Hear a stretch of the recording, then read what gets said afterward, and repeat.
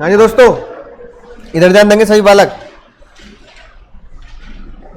Sir पिछले lecture में हमने क्या पढ़ लिया था? मजेदार मजेदार बातें पढ़ ली थी सर। पिछले लेक्चर में हमने ये चीजें पढ़ ली थी, एक्सेप्टिंग द डिपॉजिट्स, ठीक है ना? राइट, जल्दी बोलना क्या कोड लिखवाया था इसका मिस्टर चालू? बोलो मुन्ना मुन्नी। मिस्टर चालू,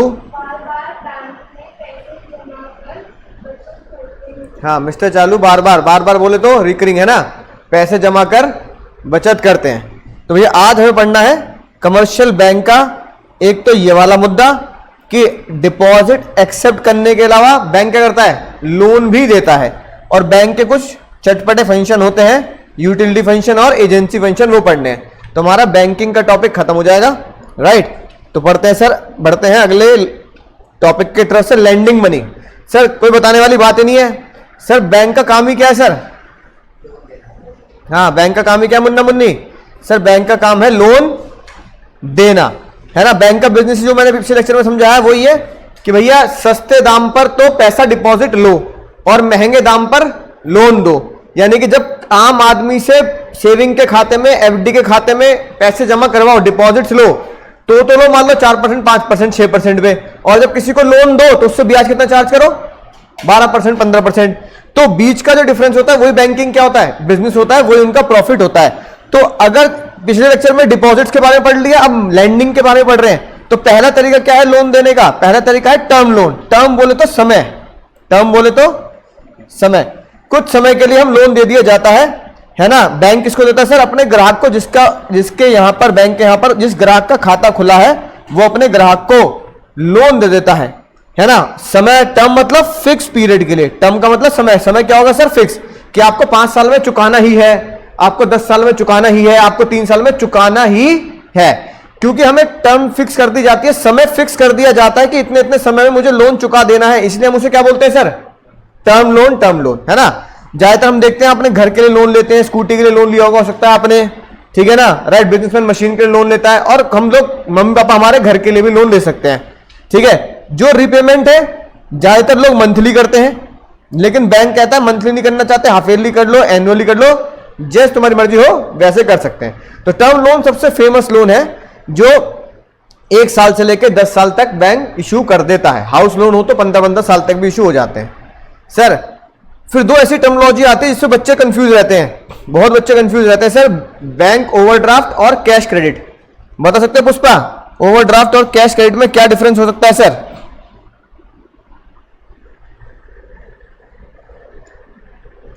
देखो दोनों, एक बात तो फिक्स है सर, दोनों ही चीज क्या है? दोनों ही चीज उधार लेने का तरीका है, ठीक है ना? तो मैं तुम्हें पहले डिफरेंस समझाता हूं, तुम ऑटोमेटिक समझ जाएगी दोनों में डिफरेंस क्या है। एक का नाम लिखा है ओवरड्राफ्ट, क्या लिखा है? ओवरड्राफ्ट का एक सिंपल नाम, पहले नाम से मीनिंग समझो इसका कि नाम क्या है तो मीनिंग क्या होगा। ओवरड्राफ्ट यानी कि जो मेरा पैसा जमा है उससे ओवर में ड्राफ्ट कर रहा हूं, ड्राफ्ट बोले तो निकाल रहा हूं, और ओवर मतलब ज्यादा निकाल रहा हूं। यानी ओवरड्राफ्ट का मतलब हुआ कि आपके खाते में 10 लाख जमा है। कितने जमा है? बैंक कह रहा है हमसे 15 लाख ले ले। बात समझ आ रही है? यानी कि जमा कितने हैं? 10, और मैं निकाल कितने सकता हूं? 15, है कि नहीं बात? तो मजा नहीं आ जाएगा? तो एक तरीके से लोन देने का बहुत आसान तरीका हो गया भाई। लोन, अगर मुझे 5 लाख का लोन लेना होता तो मैं क्या करता? पहले लोन का फॉर्म भरता, मैनेजर को बोलता साहब लोन दे दो यार, ऐसे बड़ी दिक्कत है, मशीन लानी है, लाना बोलना, है कि नहीं बात? ओवरड्राफ्ट अगर मैं पहले से अपनी ओवरड्राफ्ट बनवा दूं कि भैया मैं 10 लाख रुपए जमा करूंगा, है ना? राइट, तो मैं, आप इतने मुझे निकालने दोगे? बैंक कह रहा हाँ जी मैं इतने रुपए निकालने दूंगा। दूसरा है कैश क्रेडिट। क्या है सर? ठीक है, इससे क्या समझ में आ रही है बात? कि आपको क्रेडिट बोले तो उधार, है ना? अब तो तुम अकाउंटेंट, सुपर अकाउंटेंट बन गए हो भैया, बनने वाले हो, है कि नहीं बात? राइट, क्या पता चार्टर्ड अकाउंटेंट बन जाओ। तो उधार, क्रेडिट मतलब उधार। तो कैश में आपको क्या दे दिया जाएगा? उधार दे दिया जाएगा। अब दोनों का डिफरेंस बात समझ में आ गई? दोनों में डिफरेंस क्या है, एक एक करके देखते हैं सर। अगर मुझे दोनों में अकाउंट खुलवाना है तो सबसे पहली बात, मैं कौन सा अकाउंट खुलवाऊंगा? ठीक है, सुनना ध्यान से। ओवरड्राफ्ट में मुझे अकाउंट खुलवाना है करंट अकाउंट, क्योंकि ओवरड्राफ्ट फैसिलिटी सिर्फ किसको मिलती है? पिछली क्लास में बताया था मैंने, करंट अकाउंट कौन खोलता है? सिर्फ और सिर्फ बिजनेसमैन। आम आदमी करंट अकाउंट नहीं खोलता, आम आदमी सेविंग अकाउंट खोलता है। तो भैया एक बिजनेसमैन को ही ओवरड्राफ्ट का मजा मिल सकता है ना? तो आपको क्या खुलवाना पड़ेगा सर? Current account. ठीक है, यहां पर कौन सा अकाउंट खुलवाना पड़ेगा? यहां पर खुलवाना पड़ेगा कैश क्रेडिट अकाउंट। ठीक है, एग्जाम में अगर ये आएगा तो इन दोनों के डिफरेंस भी लिख के आने और बढ़िया नंबर मिलेंगे। ठीक है ना? दूसरा डिफरेंस समझेंगे, दूसरा डिफरेंस। पहले डिफरेंस में साथ साथ नोट करते हैं ना, पहले बता रहा हूं मैं। ठीक है ना? क्या कुछ सिक्योरिटी गिरवी रखनी पड़ती है? इस सिक्योरिटी रिक्वायर्ड, है ना? अब देखो बताओ, क्या ओवरड्राफ्ट रखनी पड़ती होगी सर? बताओ। नहीं, पता क्यों नहीं रखनी पड़ती? नहीं, क्योंकि ओवरड्राफ्ट में मुझे कुछ चीज गिरवी इसलिए रखनी, क्योंकि ओवरड्राफ्ट मुझे पता किस पे दिया जाएगा? मेरे स्टॉक पर। तो मैंने अपना स्टॉक ऑलरेडी क्या कर रखा है? गिरवी रख रखा है मेरी एफडी पर, तो इसलिए मुझे अलग से गिरवी रखने की जरूरत नहीं है। तो क्या लिखेंगे? Security does not require. मैं रीजन भी लिखवा रहा हूं क्यों। अपने घर के गहने, है ना, मम्मी गहने, बीवी गहने, बच्चे गिरवी रखने की जरूरत नहीं है। ठीक है ना? क्यों? क्योंकि बैंक ओवरड्राफ्ट फैसिलिटी पता किस पे देता है? मेरे बिजनेस के स्टॉक पर। ठीक है ना? मान लो किसी का फर्नीचर का बिजनेस है, तो उसका स्टॉक क्या होगा? फर्नीचर स्टॉक होगा, है कि नहीं बात? हमारे टीचिंग का बिजनेस है तो ये हमारी एसेट्स हैं, फर्नीचर इज आवर एसेट्स। लेकिन अगर कोई बंदा फर्नीचर का बिजनेस कर रहा है तो फर्नीचर उसके लिए क्या है? स्टॉक है। तो मैं अपने काम, अपना प्रोडक्ट, अपना स्टॉक गिरवी रख देता हूं कि भैया अगर तुम्हें दिक्कत हो तो मेरा स्टॉक बेच दे। नहीं, एसेट्स है। हाँ ठीक है, जो दिखती है नहीं, इंटेंजिबल एसेट्स है हमारी, तो है ना? राइट, मेरे दिमाग में जो है, तो फिर एक्चुअली में सर्विस उसमें कोई स्टॉक होता नहीं है, लेकिन बिजनेस वर्ल्ड में स्टॉक होता है जिसका हम ट्रेड कर रहे हैं। स्टॉक ये जो तुम लैपटॉप और कंप्यूटर कह रहे हो जो स्टॉक है, ये पता किसके लिए स्टॉक है? जो उसका बिजनेस कर रहा है ना? समझ में आया बात? मान लो भैया हमने HCL के लिए रखा है, तो HCL के लिए स्टॉक है, हमारे लिए तो क्या है? एसेट। जो बेचता है उसके लिए स्टॉक है, जो रख के मजा लेता है, इस्तेमाल करता है, वो क्या है? अब एक वोल्टास का एसी है, वोल्टास का एसी हमारे लिए क्या है सर? एसेट्स। लेकिन वोल्टास कंपनी के लिए क्या है? स्टॉक। तो ओवरड्राफ्ट में कहते हैं हम आपके एसेट्स के ऊपर आपको वो नहीं देंगे, ओवरड्राफ्ट पैसा नहीं देंगे, आपके स्टॉक के ऊपर पैसा देंगे। जितना बढ़िया वैल्यूएशन का स्टॉक उतना ज्यादा ओवरड्राफ्ट आप निकालोगे। तो क्या लिखोगे? अलग से सिक्योरिटी देने की जरूरत नहीं है। रीजन क्या है? As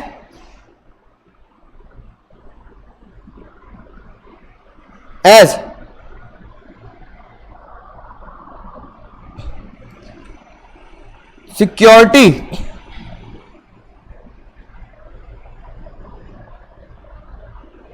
is given by shares FD। हाँ, स्टॉक को भी गिरवी रखने की जरूरत नहीं है ना?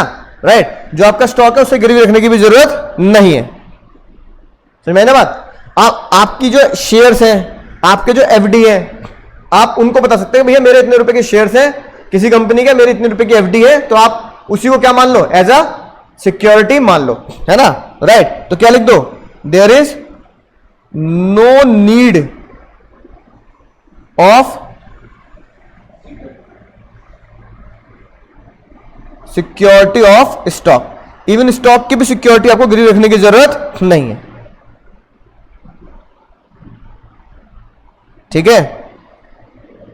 यहां पे कैश क्रेडिट में क्या होगा बताओ? यहां गिरवी रखना पड़ेगा। यहां क्या रखना पड़ेगा सर? यहां गिरवी रखना पड़ेगा, तो यहां लिखो कंपनीज स्टॉक, यानी companies stock are usually taken as security. तो याद रखें, यहां स्टॉक की सिक्योरिटी रखने की जरूरत नहीं है, यहां स्टॉक की सिक्योरिटी रखी जाती है ना? जहां सिक्योरिटी रखने की स्टॉक की सिक्योरिटी रखने की जरूरत नहीं ओवरड्राफ्ट में, वहां हम FD और अपने शेयर्स वगैरह लगा देते हैं। लेकिन जब कैश क्रेडिट लेने जाऊंगा तो मुझे क्या गिरवी रखना पड़ेगा? असेट या स्टॉक? असेट नहीं, क्या रखना है? स्टॉक गिरवी रखना है जब मैं कैश क्रेडिट लेने जाऊंगा। डिफरेंस समझ में आ गया? राइट, तो ये एक इंपॉर्टेंट डिफरेंस था, पॉइंट नंबर 2। तीसरा लिखेंगे सर, साथ साथ नोट करेंगे। तीसरा डिफरेंस देखो सर, सैंक्शन लिमिट्स। सैंक्शन मतलब कि कितने रुपए का ओवरड्राफ्ट निकाल सकता हूं, बताओ। तो भैया बैंक ने बोला, बैंक ने क्या बोला sir, limit is set by financial statement. Financial statement का मतलब पीएनएल बैलेंस शीट। आपकी बैलेंस शीट को देखकर लिमिट, आपके प्रॉफिट और लॉस अकाउंट को देखकर आपकी लिमिट बताई जाएगी कि अगर आपने बैंक के पास 1 करोड़ जमा कर रखे हैं तो आप 1.5 करोड़ निकाल सकते हैं, 2 करोड़ निकाल सकते हैं।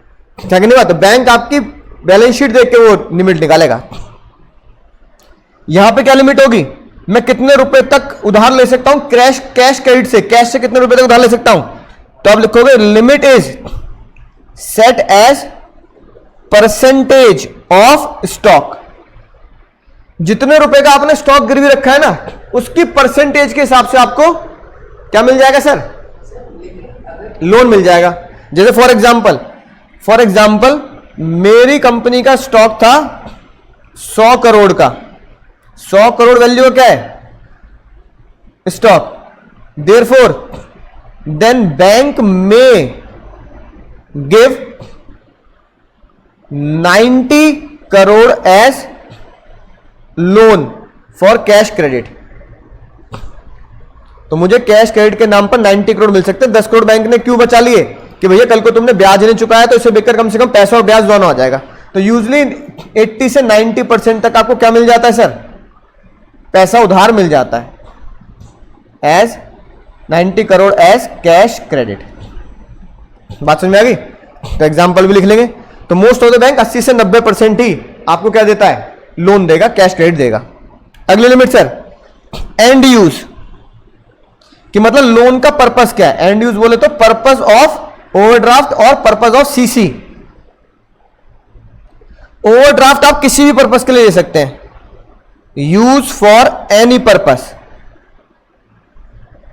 समझ गए पुष्पा? ठीक है। और सीसी किसके लिए जाएगा, cash credit use for specific business purpose. आपको बताना पड़ेगा कि मैं इस बिजनेस पर्पस के लिए सीसी ले रहा हूं। जैसे मैं यूनिट के लिए, कंपनी की जमीन के लिए, है ना, कंपनी के एसेट खरीदने के लिए, कंपनी के, है ना, और कामों के लिए, वो आपको बताना पड़ेगा कि मेरा पर्पस क्या है सीसी लेने का। ठीक है।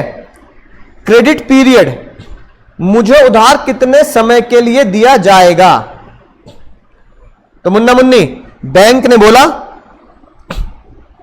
ओवरड्राफ्ट दिया जाता है अप टू 1 ईयर, आपको 1 साल के अंदर अंदर चुका देना है कि नहीं बात? राइट। कैश क्रेडिट भी 1 ईयर तक दिया जाता है, अप टू 1 ईयर, है ना। बट इसे रिन्यू किया जा सकता है every year, but renew every year. तो ये मेरी समय अवधि हो गई, समय अवधि हो गई।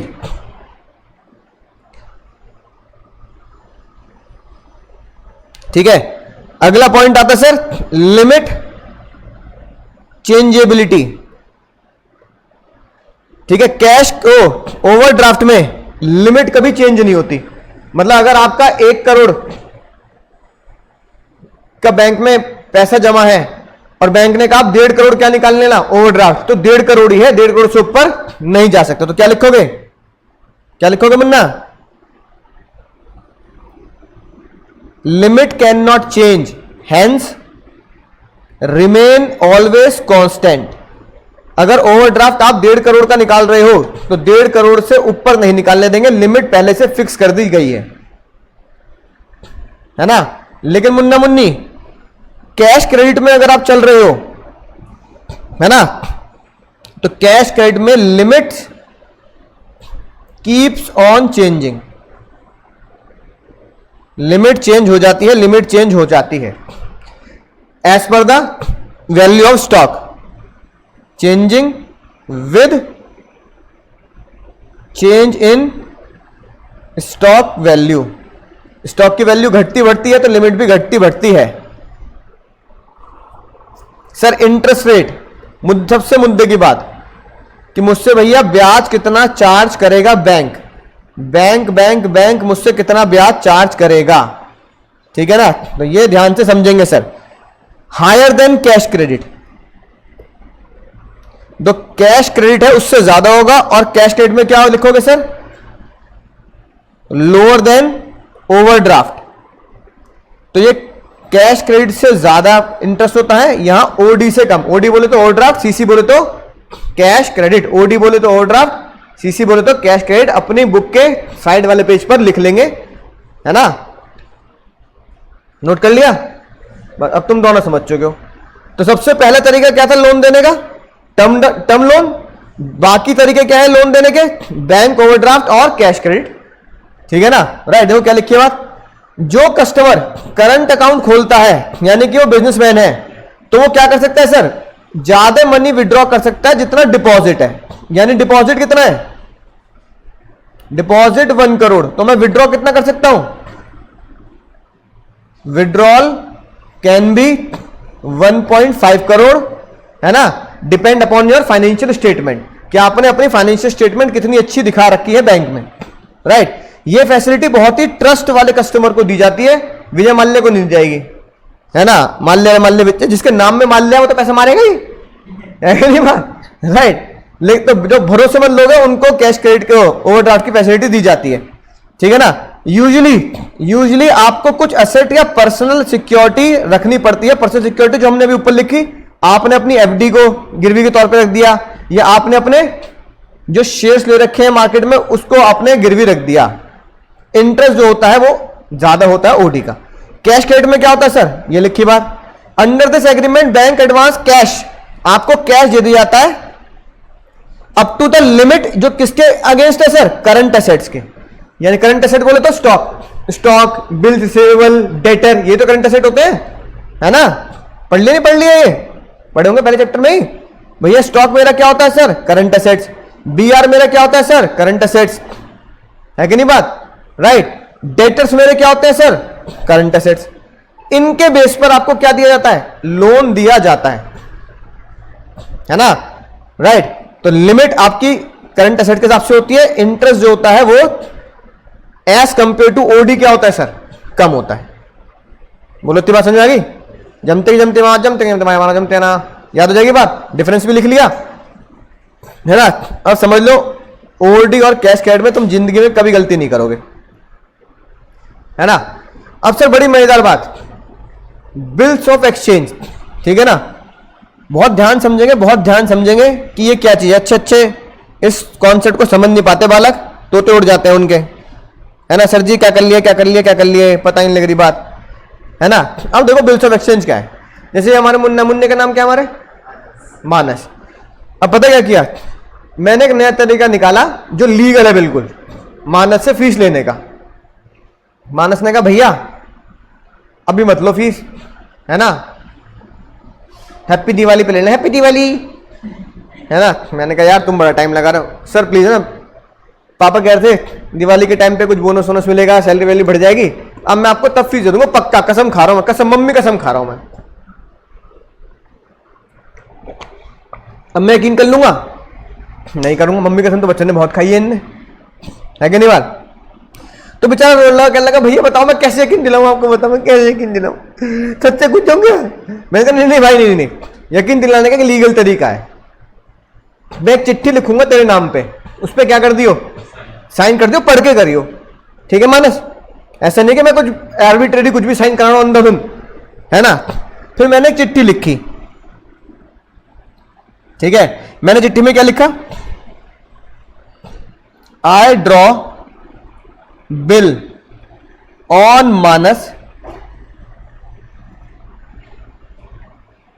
ऑफ क्लास 11th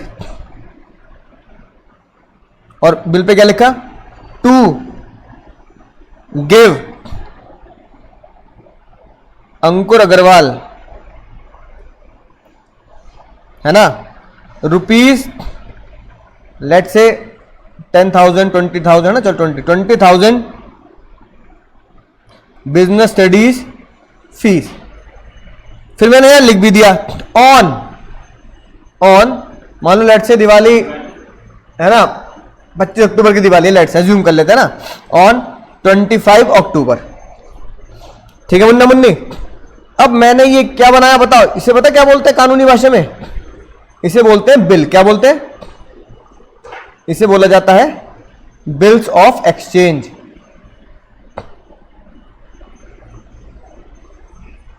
है ना, टीचिंग पर्पस के लिए मैं उससे इतने रुपए मांग रहा हूं। अब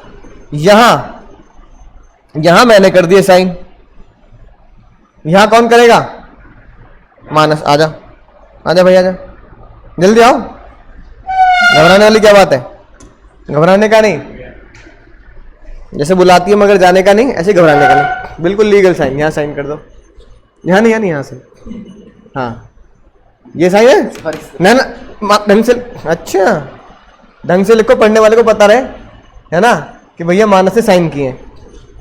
ढंग से लिखो, यहाँ पे आके ये, हाँ यहाँ लिख दो MANAS, नीचे अपना नाम लिख दिया है, पक्का ऐसी साइन है ना, सबके सामने सबूत के तौर पे मानस ने क्या कर दिया सर, साइन कर दिया, कैमरे में रिकॉर्ड हो गया कि ये साइन हो गया। अब मुझे यकीन है, अब मैं क्या करूंगा, मैं उधारी में क्या कर दूंगा, पढ़ा दूंगा, कोई दिक्कत वाली, अपनी सेवा क्या कर दी मैंने, उधार में दे दी। सुनना ध्यान से, अब ये बिल किसके पास है, मेरे पास, साइन करके चला गया वो मेरे पास है। मानस ने पता क्या बोला, मानस ने बोला भैया काम करना, 25 अक्टूबर को आना, क्या दिखाना, पर्चा दिखा देना, पैसे ले जाना। और ये बात मैंने तुम्हें चैप्टर 1 में ही पढ़ाई है, दर्शनी हुंडी क्या थी ये, तो ये आजकल के जमाने में बिल हो गया, पुराने जमाने में क्या था, हुंडी। और जब मैं इसको दिखाऊंगा तब ये मुझे पैसे देगा, तो ये कौन सी हो गई, दर्शनी हुंडी। तो चैप्टर नंबर 1 में हुंडी वाले कॉन्सेप्ट याद है ना, तो ये कौन सा हुआ सर, दर्शनी हुंडी। तो दर्शनी हुंडी साइन कर दी एक तरीके से। और आजकल के जमाने में इसे क्या बोलते हैं, बिल ऑफ एक्सचेंज या bill to be paid on sight. याद आई बात, बिल पेड ऑन साइट, यानी दिखाकर बिल पे होगा। 25 अक्टूबर की बात होगी। अब सुनना ध्यान से, बहुत मजेदार बात। अब भैया मुझे अचानक नहीं, अचानक मुझे अचानक से पैसों की जरूरत पड़ी, है ना। अब बहुत ध्यान समझना, बहुत इंपॉर्टेंट कॉन्सेप्ट है। अचानक से बहुत पैसे की मुझे जरूरत पड़ी। अब मैंने मानस को कॉल किया, हेलो मानस, फोन उठा ले भैया, भाई मुझे पैसों की बहुत सख्त जरूरत है, और आज चल रही मानो सितंबर। मैंने कहा मानस भैया तू देगा अगले महीने पैसे, मुझे पैसों की बहुत सख्त जरूरत, सितंबर में जरूरत है, मुझे जल्दी पैसे दे। देगा नहीं देगा, बताओ।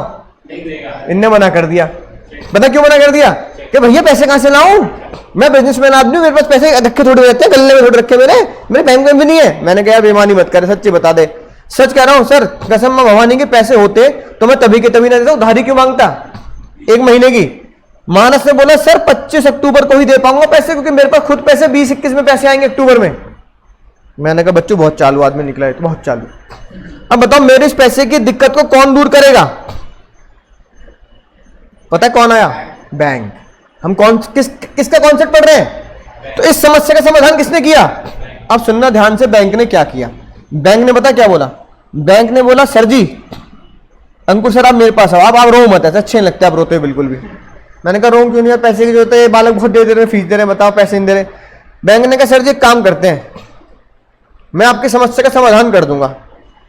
बैंक ने कहा ये जो आपने बिल बनाया है, ये जो आपने हुंडी बनाई है, इस बिल और हुंडी को क्या बोलोगे आप, दर्शनी हुंडी, यानी ऑन साइट बिल। यानी कि जब भी ये पर्चा किसको दिया जाएगा, मानस को दिया जाएगा, मानस क्या कर देगा, उसे पैसे देगा। बैंक ने ये हुंडी मुझसे ले ली, ध्यान रखना, बैंक ने बिल किससे ले लिया, bank taken this bill from Ankur, मुझसे ले लिया। और बैंक भी एक नंबर का चालू था। बैंक ने कहा सर मैं आपसे आपका बिल ले रहा हूं, मुझसे अभी पैसे ले लो। मैंने कहा दे दो 20, दे दो 20 की जरूरत है। बैंक ने कहा ना मुन्ना ना 20 नहीं दूंगा। बैंक ने पता कितने दिए मुझे, 18,000। और मुझे कितने पे किए, paid to Ankur sir 18,000। Bank ने कितना कमा लिया?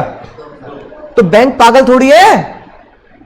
एक बार बताओ, बैंक इतना बड़ा ऑर्गेनाइजेशन चला रहा है, उस अपना वो कर रहा है, तो बैंक मेरे लिए धर्म काटेगा काम, धर्म करण का काम क्यों करेगा कि मुझसे क्या ले लिया? बिल ले लिया और मुझे 20 दे दिए। बैंक मेरे ऊपर मेहरबानी क्यों कर रहा? पता क्यों कर रहा मेहरबानी? 2000 के लालच में। अब मेरे खाते में आज कितने आ गए? 18। मैं खुश हो गया, मैंने कहा कोई बात नहीं, कोई बात नहीं बच्चा, कोई बात नहीं, बच्चे ने मजबूरी का फायदा उठाया, बैंक ने मजबूरी, मैं देख लूंगा एक दिन, सबसे बदला लूंगा। मैंने बैंक से कितने रुपए लेके खुश हो गया? 18। अब बैंक वही बिल लेके, वही पर्चा लेके, है ना, मान लो पर्चा था बिल, बैंक यही बिल लेके, यही पर्चा लेके किसके पास जाएगा? मानस के पास जाएगा। किस तारीख को जाएगा? समझ में आया concept? On 25 October. On 25 October bank किसके पास गया? बैंक गोज टू मानस, और मानस को बोला, ए मानस ये ले पकड़, 20,000 रुपए निकाल। देने पड़ेंगे, देने पड़ेंगे, देने पड़ेंगे, क्योंकि मैंने वो बिल एक तरीके से किसको एंडोर्स कर दिया? बैंक को, है ना। और मैंने बैंक को बोला कि आप मानस को दिखाओगे और ये दर्शनी हुंडी है, बिल पेबल ऑन साइट है, तो मानस को देने पड़ेंगे, चिंता मत करो। तो बैंक जब 25 तारीख को मानस के पास गया, तो मानस से कितने रुपए बैंक को दिए? बोलो जल्दी। हाँ, मानस पेड 20,000 टू बैंक। इस ट्रांजेक्शन, इस ट्रांजेक्शन में बैंक का फायदा कितना? 2000 का। इसी बैंक की ट्रांजेक्शन में बैंक का प्रॉफिट कितना हुआ? Profit on bank is equal to 2000। और इस 2000 के प्रॉफिट को और इस बिल को, है ना, रियलाइज कराकर मुझे 18 देकर 2 कमाने के प्रोसेस को बोला जाता है discounting of bill of exchange. क्या बोला जाता है? यानी बैंक ने मेरे बिल को डिस्काउंट कर दिया, यानी मुझे तो डिस्काउंट में पैसे दिए 18, और खुद कितने कमा लिए? 2। तो 2000 is bank profit and this process is called. अब तुम जिंदगी में कभी नहीं बोलोगे, क्योंकि मानस की दर्द भरी कहानी, मानस की तो खुश भरी कहानी, मेरी दर्द भरी कहानी मानस के साथ तुम सुन चुके हो। तो ये कॉन्सेप्ट है discount of bill of exchange का। बोलो समझ गए? हाँ मुन्ना, समझ में आ गई ना बात? बिल्कुल पक्का, एग्जाम में लिख दोगे ना? सेम एग्जाम्पल लिखना है, सेम। और एक सोने पे सुहागा एक्स्ट्रा नॉलेज दे देता हूं मैं। अपने बुक्स ऑफ अकाउंट्स में क्या एंट्री डालूंगा? बगल वाली दीवार के पार वाली क्लास में अगर मैं अकाउंट्स पढ़ रहा हूं तो मैं क्या एंट्री डालूंगा? मैं क्या डालूंगा? अंकुर सर की बुक में अंकुर सर एंट्री डालेंगे कैश अकाउंट डेबिट, क्योंकि मेरे कितने रुपए? 18 मिला कैश मुझे बैंक से, कैश अकाउंट डेबिट 18। मेरा लॉस कितना हुआ? जो मेरा लॉस है वही बैंक का प्रॉफिट है, और जो मेरे लॉस को बोलेगा डिस्काउंट। मेरे को कितना डिस्काउंट देना पड़ा बैंक को? 2000 का। तो मैं एंट्री डालूंगा cash account debit discount account debit 2000। और ये मेरा बिल था टू बी आर या बिल, कितने रुपए का बिल दिया मैंने? है ना। तो कैश अकाउंट की जगह आप लिख सकते हो बैंक अकाउंट डेबिट लिख सकते हो, अगर बैंक में खाते में आया तो cash account debit discount account debit to B R. मेरा जो बिल था वो चला गया, बिल को जाने के बदले मुझे क्या मिला? 18,000 रुपए कैश मिल गए और 2000 का नुकसान यानी कि खर्चा या डिस्काउंट मिला। पहले मांग लिए। या तो अब मेरे पास दो ऑप्शन थे, या तो 25 तक वेट करता और 20 इससे लेता, लेकिन आज जरूरत है तो बैंक मुझे क्या कह रहा है? बैंक मजबूरी का फायदा उठा रहा है, बैंक कह रहा है 20 नहीं दूंगा, 20 तो मैं खुद मानस से लूंगा, आपको सर कितना दूंगा? 18। तो मेरे 2000 रुपए क्या हो गया? डिस्काउंट। इसी 2000 रुपए के प्रोसेस की ट्रांजेक्शन को बोलते हैं discounting of bills of exchange. Note कर लिया? साइड वाले पेज टाइम वेस्ट मत क्या करो नोट करने में, झटपट नोट किया करो। Under this process bank give money to customer. Bank कितने रुपए दे रहा है सर? 18,000। कस्टमर कौन हो गया बैंक का? मैं, है ना। On the security of bills of exchange before expiry. और कब दे रहा है? 25 अक्टूबर, बिफोर एक्सपायरी से पहले दे रहा है बैंक, ठीक है ना, राइट। इस सेवा के लिए, इस सेवा को करने के लिए बैंक क्या चार्ज कर रहा है? डिस्काउंट चार्ज कर रहा है। और वो डिस्काउंट कितना चार्ज किया बैंक ने? 2000 रुपए। और जिसके लिए मैंने बुक्स ऑफ अकाउंट्स में ये एंट्री डाली है, बुक्स ऑफ अकाउंट्स में ये एंट्री डाली है। हो गए चारों कॉन्सेप्ट। लैंडिंग ऑफ मनी पहला कॉन्सेप्ट टर्म लोन, दूसरा कॉन्सेप्ट ओडी, तीसरा सीसी और चौथा डिस्काउंटिंग। ये वो कॉन्सेप्ट है जो बच्चे अपनी क्लास में पूछोगे ना तो उनका दिमाग हिला मिलेगा, है कि नहीं बात। लेकिन उसको समझने के लिए एक ही तरीका है, ये एग्जाम्पल एग्जाम में लिख के आना है। अब मानस की जगह एक्स और वाई लिख देना, कोई फर्क नहीं पड़ता, है कि नहीं बात। मेरी जगह एक्स लिख देना, मानस की जगह वाई लिख देना। एक्स ने वाई को बिल दिया, बैंक कैसे करेगा, बैंक की जगह कोई बैंक लिख देना, HDFC SBI जो तुम्हारे दिमाग में बैंक हो बैंक लिख देना, है ना, राइट। पूरे नंबर मिलेंगे, समझ गए मुन्ना। सर अगला फंक्शन क्या है सर बैंक का? बैंक का अगला फंक्शन चटपटे छोटे मोटे फंक्शन, है कि नहीं बात, right. Icing on the cake की तरह, कुछ ज्यादा खास बात नहीं है सर। सर कैसे? बैंक कभी कभी एक तो एजेंट का काम करता है ना, जैसे बैंक मेरे एजेंट का काम करता है। कैसे? अब मैं बैंक के पास गया तो बैंक ने मेरा बिल कलेक्ट नहीं किया, लेकिन बैंक का काम तो पैसा लेना पैसे लेना, लेकिन फिर भी उसने क्या करते, बिल कलेक्ट कर लिया, चेक लिया नहीं लिया, तो चेक लेने के लिए वो मेरा क्या है, एजेंट। अब मैंने किसी शेयर में पैसे लगा रखे हैं, है ना, पैसे लगा रखे हैं, तो ये बताओ जो शेयर में पैसे लगाता है उसको क्या मिलता है सर? डिविडेंड मिलता है। अगर मैं किसी कंपनी के शेयर खरीदूंगा तो शेयर के बदले क्या मिलेगा सर? क्या मिलेगा? डिविडेंड मिलेगा, राइट। अब जैसे मैं दिखाता हूं, जैसे मैं बहुत सारी कंपनी के शेयर खरीद रखे हैं मैंने, तो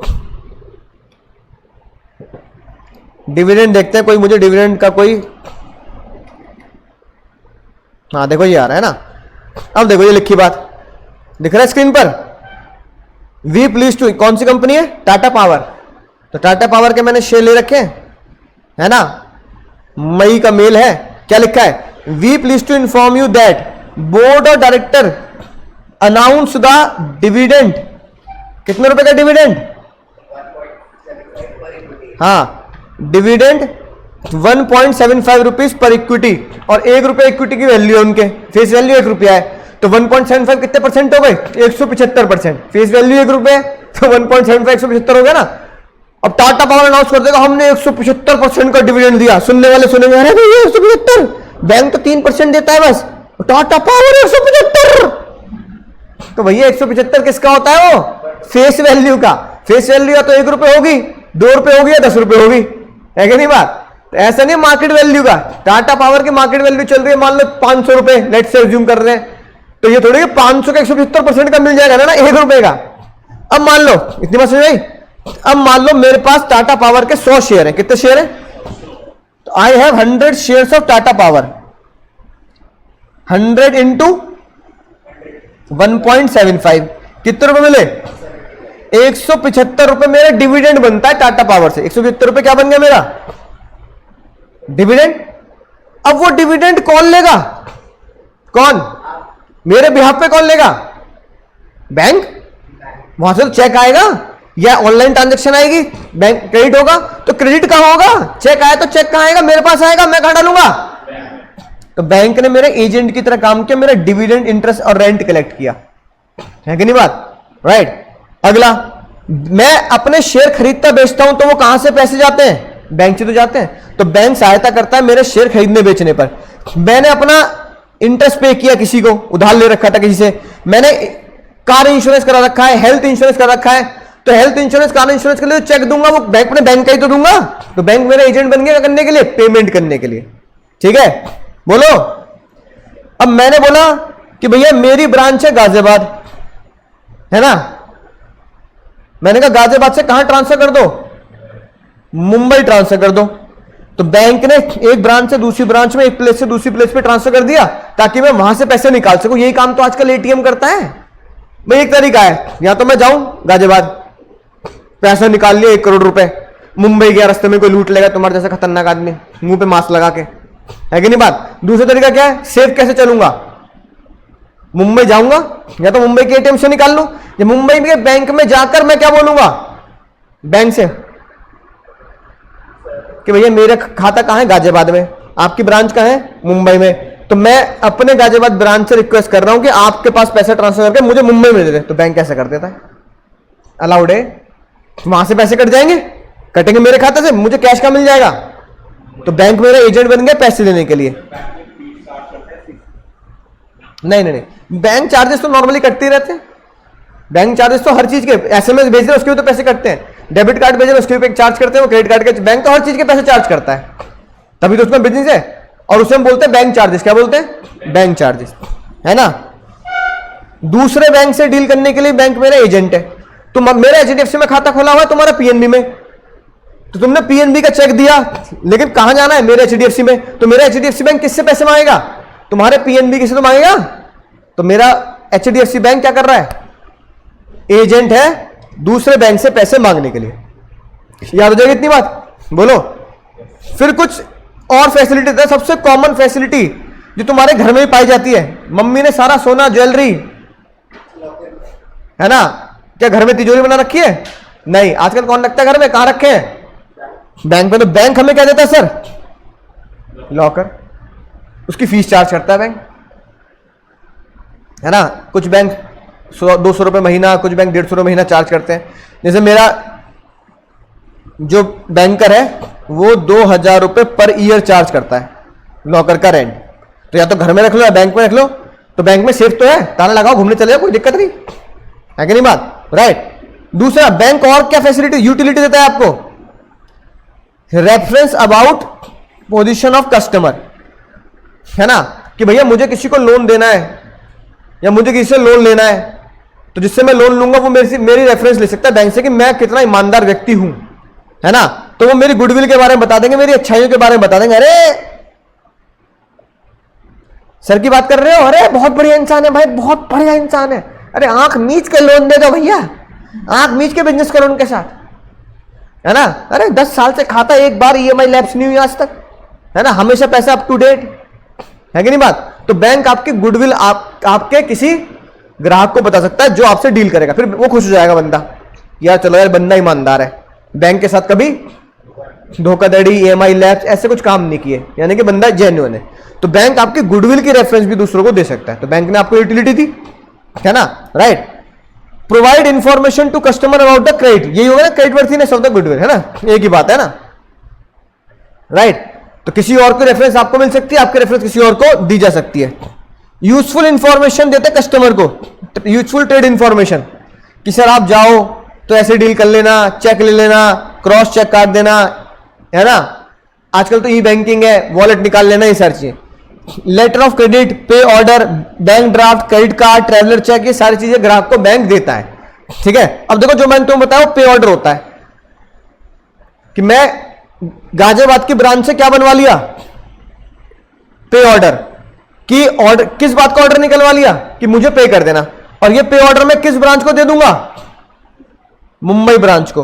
तो मुंबई ब्रांच उस पे ऑर्डर को देखकर क्या करेगी, 10 लाख रुपए मुझे पे कर देगी, और वो 10 लाख रुपए मुंबई ब्रांच पहले किससे मांगेगी, गाजियाबाद ब्रांच, और गाजियाबाद ब्रांच मुंबई ब्रांच को 10 लाख रुपए भेजेगा तो मेरे खाते से काट के भेजेगा। इससे मेरा क्या फायदा, कैश कैरी करने की जरूरत नहीं है, तो उसे बोलते हैं पे ऑर्डर। क्रेडिट कार्ड तो तुम्हें बताइए, डेबिट कार्ड तुम्हें बताइए, ट्रैवलर चेक भी ऐसे ही होता है। ये तुम बताओगे, बताओ अंडर राइटर कौन होता है? चप्पल लगेगा, नहीं बताओगे, रिलैक्सो की चप्पल लगाऊंगा तुम्हारे। हाँ कौन होता है? हाँ बोलो बोलो। एसआर के, हाँ तो एसआर के क्या करता है, सही पहचाना, एसआर के अंडर राइटर है, पहचान के, बिल्कुल सही बात। हाँ भैया भूल ना जाना, बचपन का प्यार, नंबर नहीं मिलेंगे तुम्हें। कौन होता अंडर राइटर? हमने चैप्टर नंबर 2 में पढ़ा था, अगर किसी भी कंपनी के शेयर 90% जनता नहीं लेती, तो जितने जनता ने लिए हैं उसके ऊपर 90% तक, जनता ने लिया 80%, तो 10% शेयर जो बंदा खरीदेगा कमीशन के बदले, वो कौन होगा, अंडर राइटर। यहां वो अंडर राइटर बैंक भी हो सकता है। तो bank can act as a SR के, bank can act as a underwriter, right. तो बैंक क्या करेगा, bank can buy up to 90% equity, bank commission charge कर लेगा, ठीक है, मैं खरीद लूंगा। और भाई सबसे कॉमन, पासपोर्ट बनवा लिया, नहीं बनवा लिया अभी तक, है ना, बनवा लिया ना। अब बनवाया तो क्यों बनवाया है, कि कभी ना कभी इंडिया के बाहर तो चले जाएंगे, चाहे पढ़ने जाए चाहे घूमने जाए। तो भैया घूमने जाएंगे तो वह रुपये नहीं चलेंगे, यूके में UK pound, dollar, Australian dollar ये चलेंगे। तो बैंक सबसे बढ़िया काम क्या करता है? Foreign exchange. जो लोग बाहर जाते हैं, डॉलर है ना, डॉलर को किसमें कन्वर्ट करता है? डॉलर को रुपीज में कन्वर्ट कर देगा और रुपीज को डॉलर में कन्वर्ट कर देगा। जब इंडिया में आएंगे तो रुपीज में कन्वर्ट करा लेना, जब इंडिया से बाहर जाओ तो डॉलर में कन्वर्ट करा लेना। बैंक किससे क्या चार्ज करता है सर? कमीशन चार्ज करता है, कमीशन चार्ज करता है। बोलो मुन्ना मुन्नी, बात समझ में आ गई?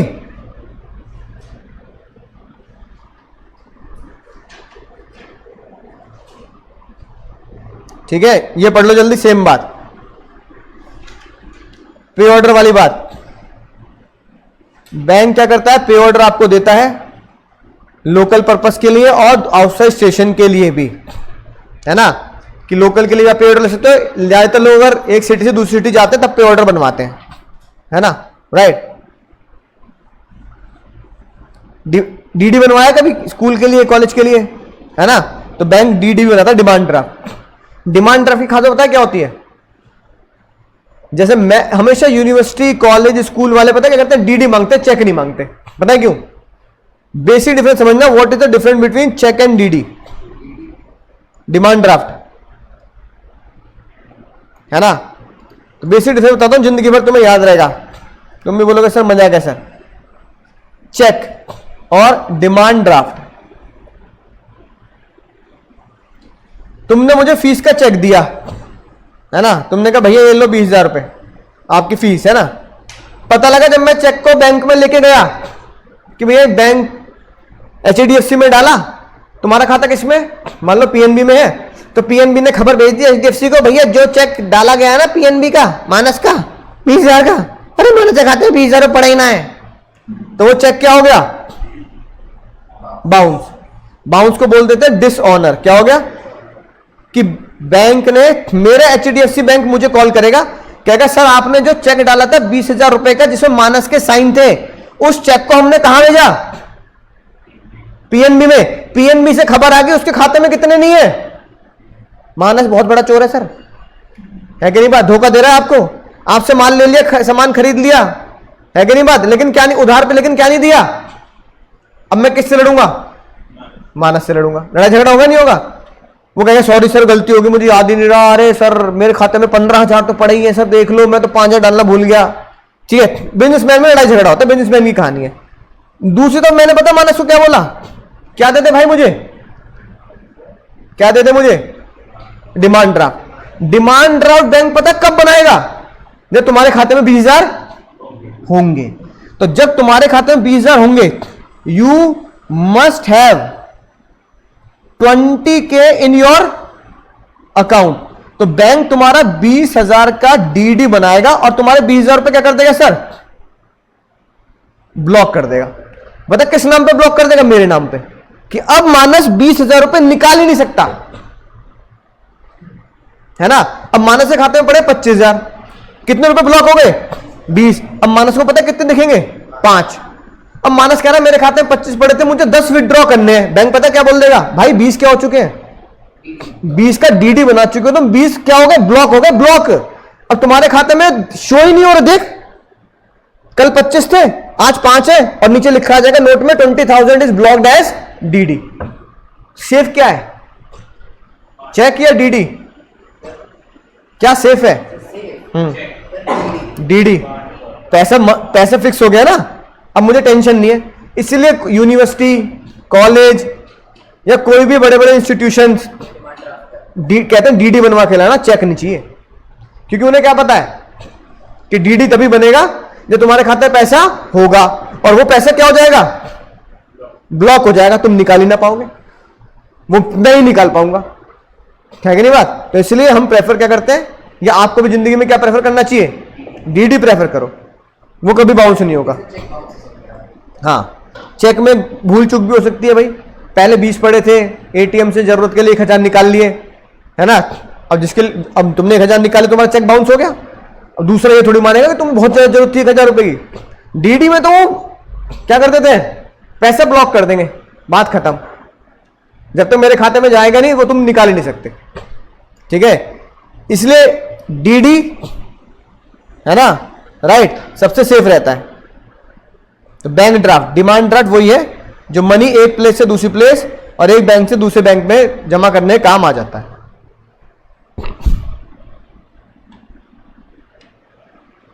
ठीक है, समझ में आ गई बात?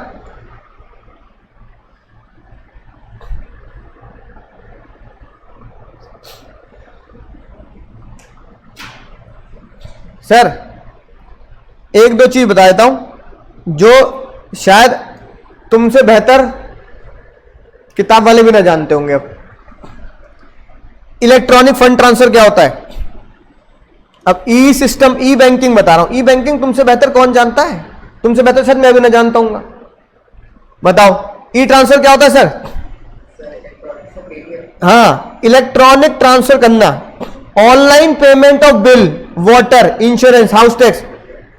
मुझे लगता है घर में तुम ही कर देते होंगे पापा मम्मी की जगह। मम्मी खुद कहती होंगे पकड़िए भाई कर दियो, बिल पे कर दियो। कौन सा करना मम्मी? बिजली का बिल आया है 5,000 का पे कर दे, हाउस टैक्स आया पे कर देते हो ना।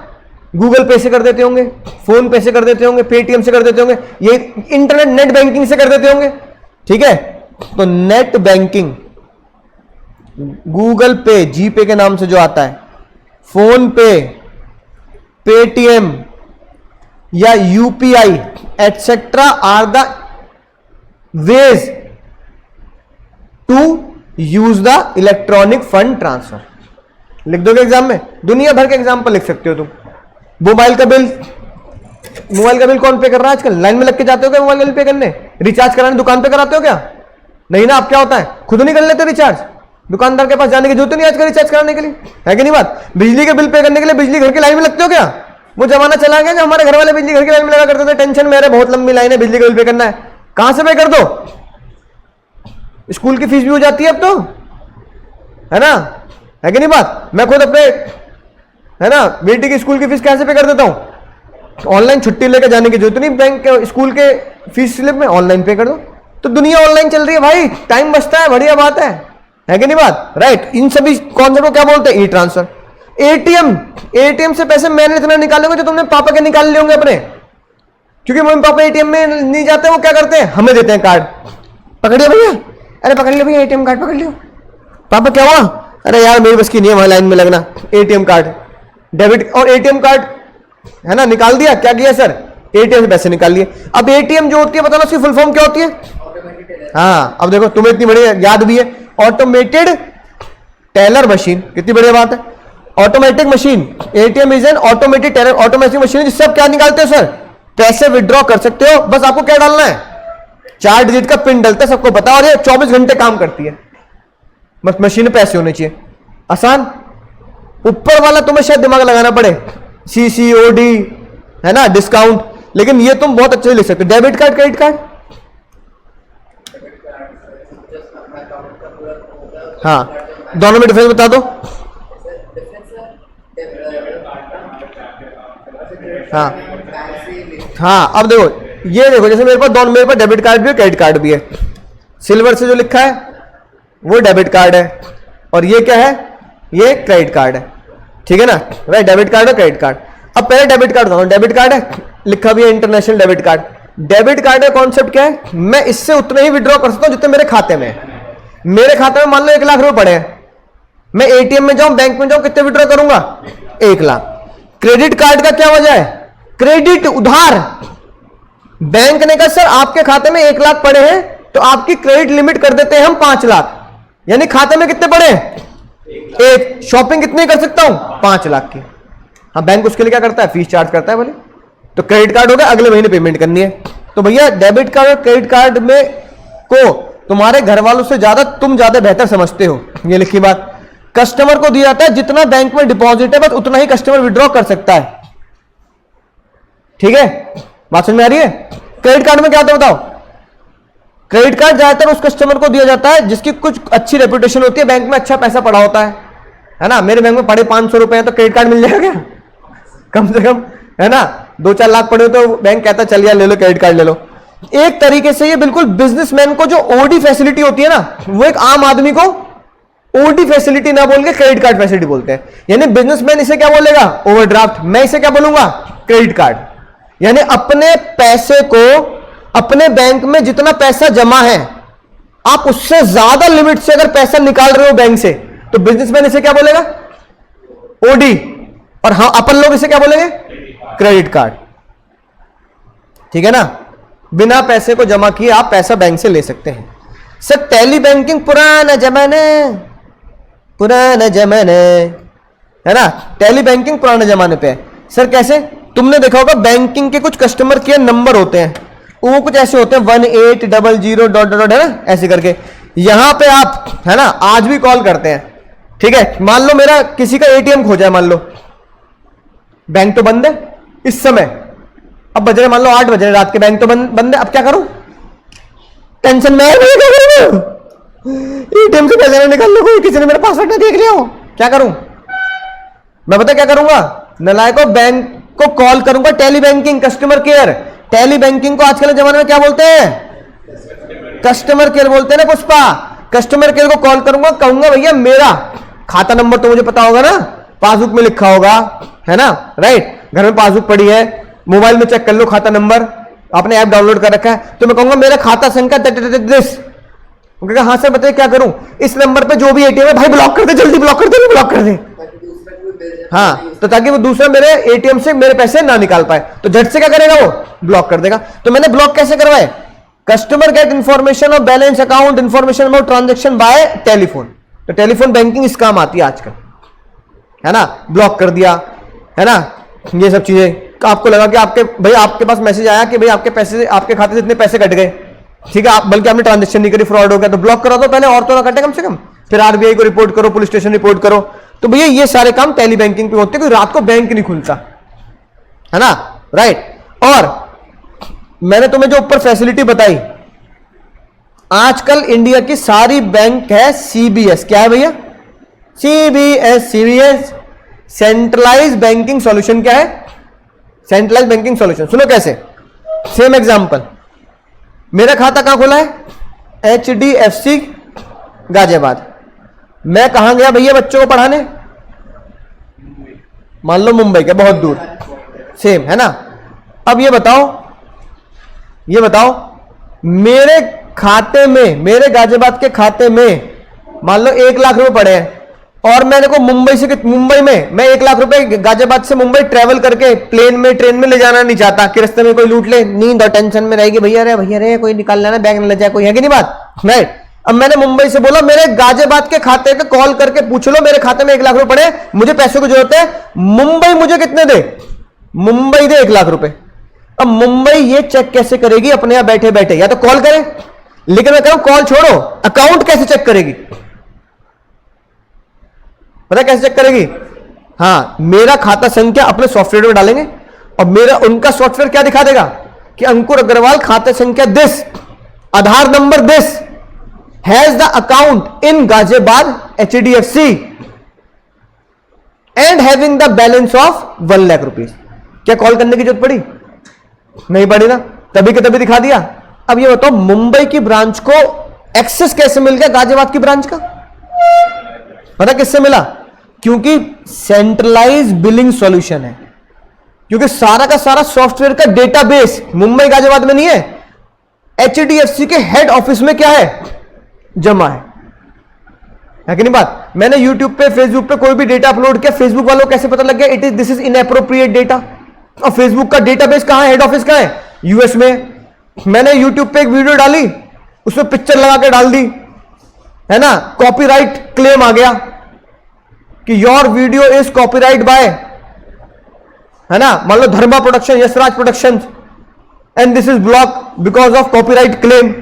अब ये मैंने काम गाजियाबाद में किया, है कि नहीं बात, राइट? फिल्म वाले कहां बैठे? मुंबई में। यूट्यूब वाले कहां बैठे हैं? यूएस में हेड ऑफिस है, उनका डेटाबेस भी तो यूएस में जमा है, कैलिफोर्निया में उनका डेटाबेस वहां है। उनके डेटाबेस को कैसे पता लग गया कि मैंने क्या किया है?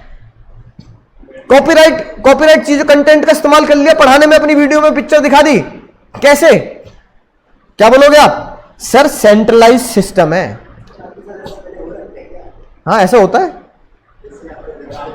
मेरे पास, क्योंकि ज्यादातर मैं क्या दिखाता हूं, कुछ फिल्म में ऐड दिखा दिए तो कॉपीराइट क्लेम आता है मेरे पास, फिर मुझे वो एडिट करनी पड़ती है, फिर वो अपलोड करनी पड़ती है दोबारा। चैनल बंद नहीं होता, पर वो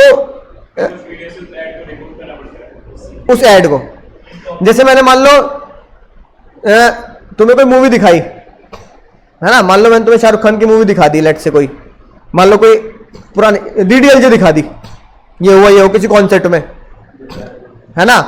अब डीडीएलजे दिखा दी, मैंने तुम्हें दिखा दी, यहां चला दी, आवाज भी आ गई, जैसे मैं यूट्यूब पे अपलोड करूंगा कॉपीराइट क्लेम आ जाता है। अपलोड करते विद इन अ मिनट्स, फिर मैं उसको क्रॉप करता हूं उस पोर्शन को, फिर अपलोड करता हूं, फिर वो राइट कर देते हैं। Now you have the right to publish at your channel, वरना पब्लिश नहीं करने देते। लेकिन मैं कह रहा हूं उन्हें पता कैसे लगा? सर कोर सॉल्यूशन से।